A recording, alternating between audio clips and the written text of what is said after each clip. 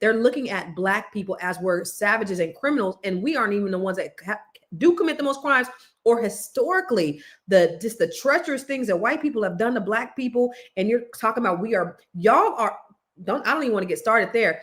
And then when he talked about the farms, I don't know if y'all seen the video where he talked about the farms, where he said, we're going to send the farmers back, and then we're going to bring them back because, we try to get the people in the inner city, the Blacks, because they thought those were the Black jobs. Y'all know they thought these were the Black jobs. We try to get the people in the inner city to do it, but they didn't want to do it. They don't want to do it.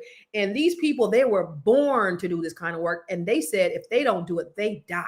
So we're going to bring them, they're going to send them over there, and then we're going to bring them back so they could do our farm. So they basically thought that they was going to have Black slaves, but they were like, oh, shoot, my bad. We're going to spend all these millions of dollars to send them away.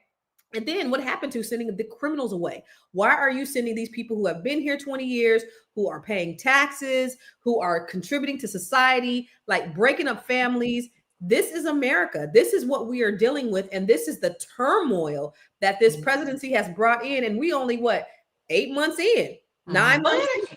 It doesn't work. America incarcerates more people than any country in the world. And this DeCarlos Brown, the one that killed the Ukrainian immigrant, he had a documented history of schizophrenia and 14 prior arrests. Guess where most of the mentally ill people are in this country? They're in jail. I worked for a mental hospital in Chicago for 5 years, and we were forced to close down.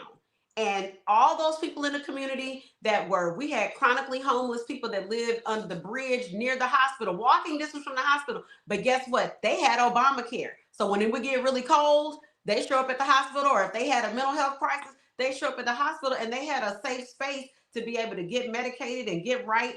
But then our hospital closed down. So then what do you got? All those people, where they're going to go for when they want a hot meal, they're going to try to get put in jail.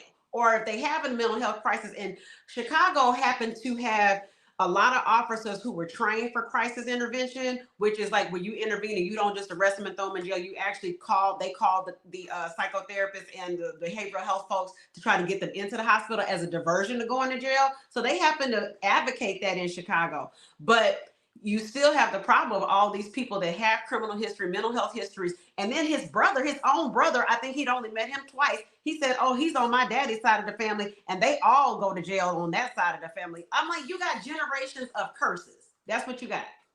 That's crazy. I mean, and the resources, again, they're putting the money into the wrong resources. And that's what the bottom line is. Let's take a look at some stats on... According to a 2022 study, cities that deploy SWAT-style operations see mixed results. Some crime drops slightly, but community trust often declines significantly.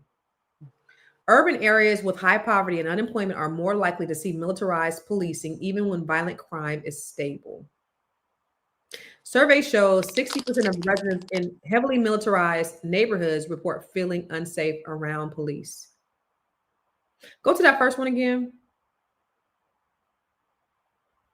According to 2022 cities that deploy SWAT-style operations see mixed results. Some crime drops slightly, but community trust often declines significantly. So my question to you for your final thought, ladies, let's talk about, some solutions and community trust.